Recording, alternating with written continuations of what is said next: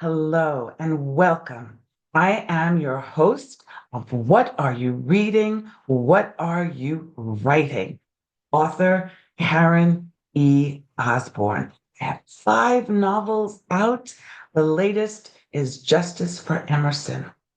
I am so glad that you're here. This is a space for readers and writers to come together and talk about books. So today is an exciting day. It's just a little bit after the publication of Michelle Wiberg's debut novel. And I'm so excited to have her. Hey, Michelle. Hi, Karen. It's great to be here. Thank you so much. Oh, it's my pleasure. And I can't wait for us to dive in and talk about this dystopian book and the characters. And let's start by you showing everybody that really intriguing cover. Okay. Look at Is that, that. you got it? Yeah. Look at that. And notice it says book one, people. Did you notice that? Yes. We're going to talk about that too. Hmm. So, Michelle, excuse me, tell me what inspired you to write AspenRidge. Well, I enjoy apocalyptic stories, both in film and in books. And what I appreciate about it is the way that they make me notice and appreciate just those everyday little things in life that, it's so easy to take for granted. And I especially like that scene that's always in the beginning of those stories where people are just going about their daily life and making plans and having a good time, and they have no idea what's coming. There's just something about that that always grabbed me. So, yeah, I know that apocalyptic stories can be grim sometimes, but I see Aspen Ridge as a hopeful story. It's a story about just the way we need community and we need each other. And yeah, I just feel that it's hopeful, Yeah, and the well, romance and adds a lot. there's a little romance in there too, yes. Yeah, yeah. So tell us the premise of book. Well, I wove the story around the Persephone and Hades myth. Um, I just see that as a metaphor for those moments in life when something happens that just feels like our life's been hijacked and we don't recognize it. And we don't know what's happening. So the Persephone myth is the story of Persephone. She's out in her garden and she plucks a dandelion or a daffodil, I mean, and the ground cracks open at her feet, and Hades rises up on his chariot and takes her off to the underworld. She didn't know that her father, Zeus, had given Hades permission to marry her. So all of a sudden, she finds herself having to adjust to her role as Hades' queen of the underworld. So in my book, the story is that my characters have this situation of suddenly the power grid is down and the world is just thrust into this sort of underworld of chaos. And the characters have to sort out, this whole new reality and how they're going to survive. Ah, no, so that requires, I'm always so intrigued by authors who have to world build and make the landscape different enough from everybody else's dystopian world, but Hmm. also a world that people can see in their minds and a world that people can, imagine the characters moving through it. Tell us what your process is. Like, how do you world build? Did you do the world building before and then you start writing? Are you writing and then building? Did you have a vision of what the world would look like? Tell us a little bit about that. Well, my story is set in the Colorado Rocky Mountains, Oh, and I happen to spend a lot of time there, although I live in Wisconsin, but I love being in the mountains, skiing and hiking, and we spend a lot of time in Breckenridge. So I was just always so inspired by the landscape and the history, and it's just a place I love to be. And the idea for the story just sort of popped in one day when we were driving around in remote areas of the mountains and in ranch country. And I got this idea with my main female character, Jessie, and I knew that there was also a male character and that the two were going to meet. And the story just sort of took off from there. So most of the story takes place in this remote area of the Rocky Mountains where both characters have an off grid, sustainable home.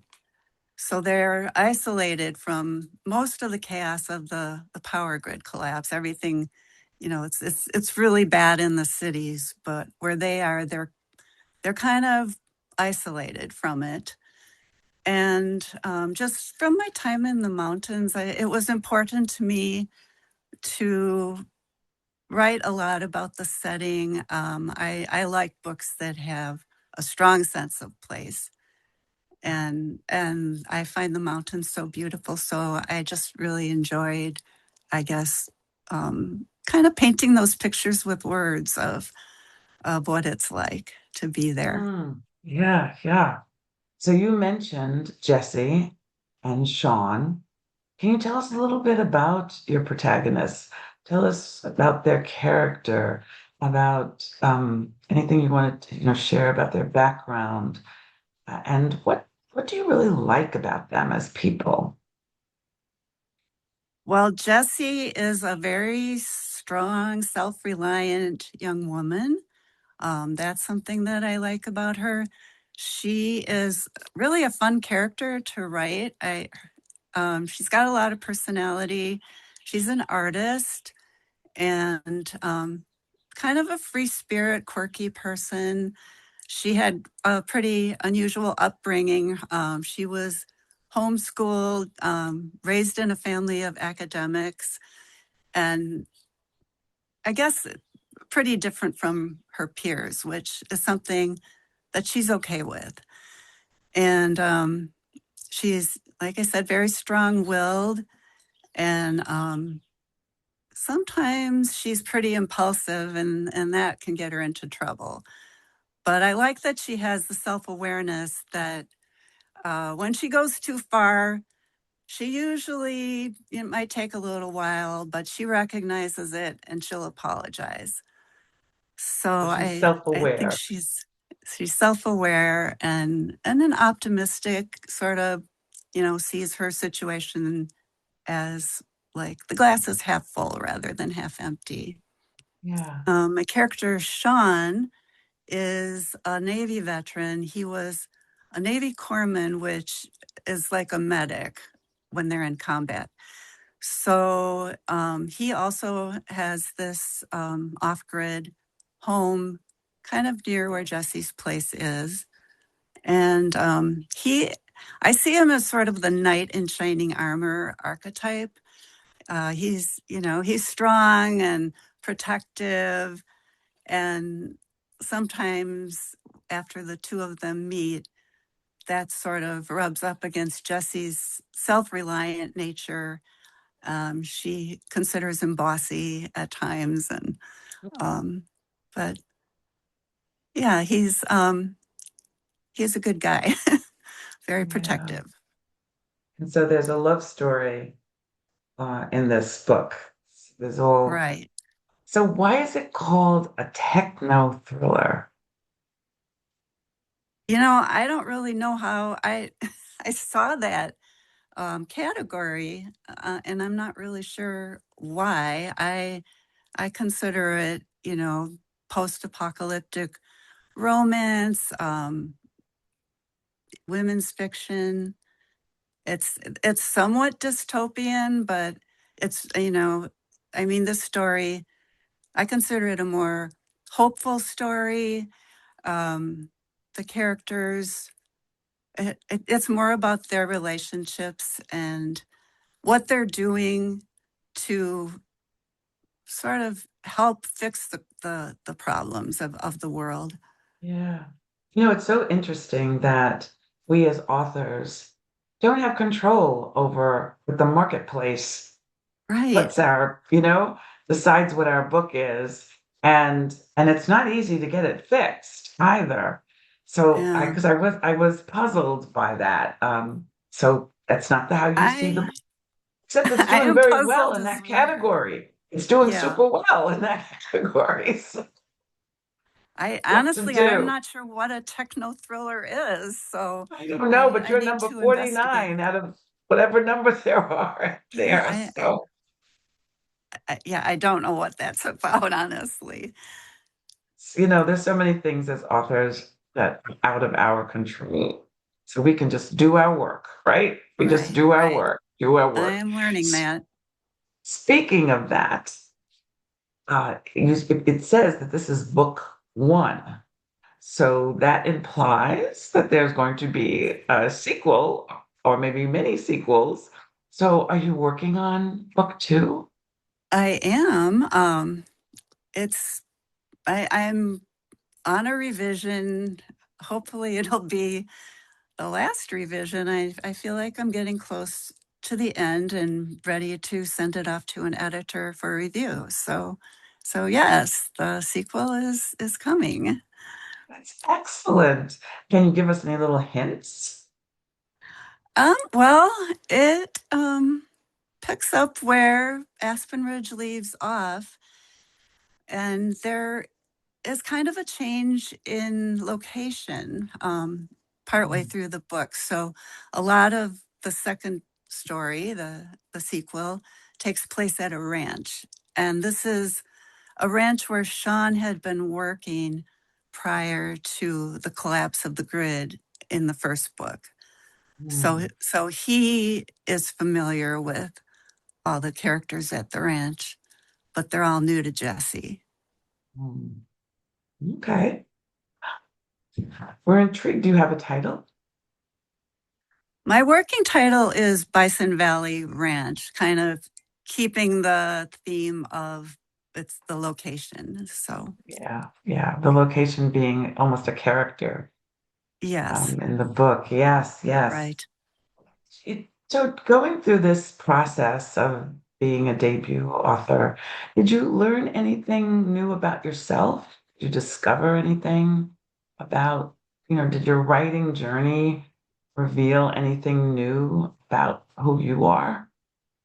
Well, what was really interesting to me when I started writing was I was coming from a place of where I had been doing a lot of visual art. I was learning metalsmithing and enameling, and I made art jewelry that I sold at art shows. And I also dabbled in acrylic painting and watercolor painting and Hmm. mixed media art. So I I always was interested in writing, but I think doing visual art just felt safer to me. Like when you make a painting or something, I feel like that is um, more about what the viewer is going to see and take from it. And writing felt a lot more like revealing and exposing to me than doing visual art. So when I started writing, I was just really surprised that it felt so much the same as just making a painting or making a piece of Hmm. jewelry. It was like you make your rough draft and that's like a sketch, and then you go in and you add Hmm. the detail and the color. And so yeah, that did surprise me. I didn't know that it would be like that, but Yeah. kind of Huh. just as like all creative work has similar Yeah. elements to it. So that was kind Yeah. of fun to discover when I'm as I'm doing this revising process with my second book. I'm reminded of like filing and sanding and polishing a metal piece of jewelry. It's like the same thing. And also meeting groups of writers, they're just so much like all the artist groups that I participated in. Everybody just feels so like helpful and supportive, and I just enjoy being in a community of creative people. And yes, I learned that, all different areas of creativity, the people are kind of the same, and they're just enthusiastic about each other's work and ready to help each other, which is really cool. Isn't that a beautiful thing? I've been blessed to be in two professions that's what they do. So my first profession was philanthropy, and everybody was so supportive and helpful. And even when I Hmm. started out, I didn't know anything, and people just took me under their wing. And I sold myself to get the job, but then I didn't really know what I was doing. Well, writing can collect too. Writers are very, very supportive, and there's quite a few writers who are also artists, who are Yes, visual artists. That's not uncommon. There are a lot of writers that are musicians, who write lyrics, and that creativity is in us. right. But It can come yeah, out in many different ways. all So I different love that. ways. So this is, what are you reading? What are you writing? And I always ask my guests for book recommendations that they think the audience might enjoy. Well, I recently finished Peter Heller's book titled The Orchard. He's also a Colorado based author, and I've read, I think, all of his novels. I really enjoy his books for his characters always have a reverence for the natural world, which is like me. Um, they're, always set in nature, and I just really love his beautiful descriptions of the setting. And yeah, his characters are interesting. The orchard is a really lovely story about a mother-daughter relationship. And I also had the privilege recently of reading Lena Gibson's latest. It's the third book of her Love and Survival series, which is post-apocalyptic romance stories. So this is her third one, called No Home Without You. And I really have enjoyed all three of those books. But if I had to choose a favorite, I think I would choose No Home Without You. I really enjoyed it. So Nice. she's releasing it in July. Excellent. All right. Those are two good, wonderful recommendations. Our audience is quite intrigued about you, and they would love to know. Now, first of all, people, I'll just repeat it, but I know you know this. You can find Michelle's books on Amazon, in Barnes and Noble, in your local independent store. You can find it on our author's webpage, Black Rose Writing. You Yes. can, if you don't see, libraries, right? You can go to your library, and if you don't see it, just ask for it, because that really helps us. And then they get a copy, and that really helps promote us. So we thank you.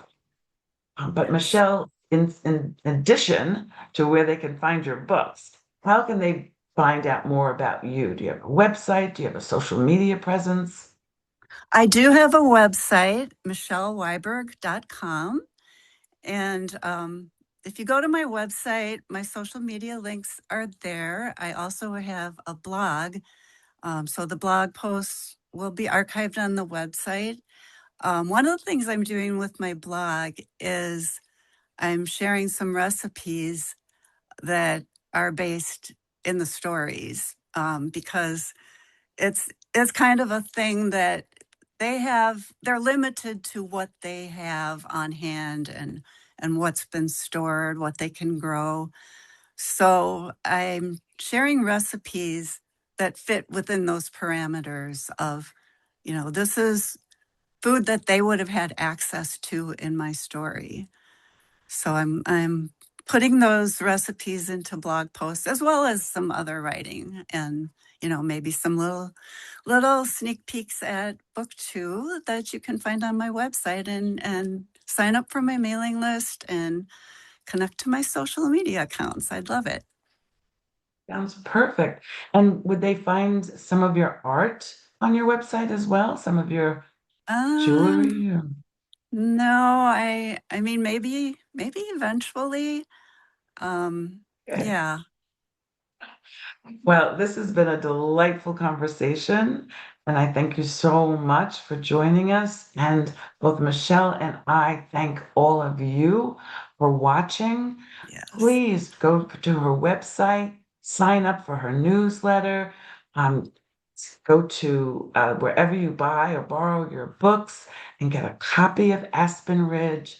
Write a review. We so Please. appreciate it when you write a review. And we Yes. thank you in advance.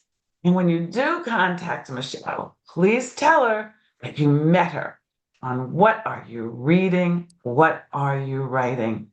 I'll see you all next week. Bye. Thank you.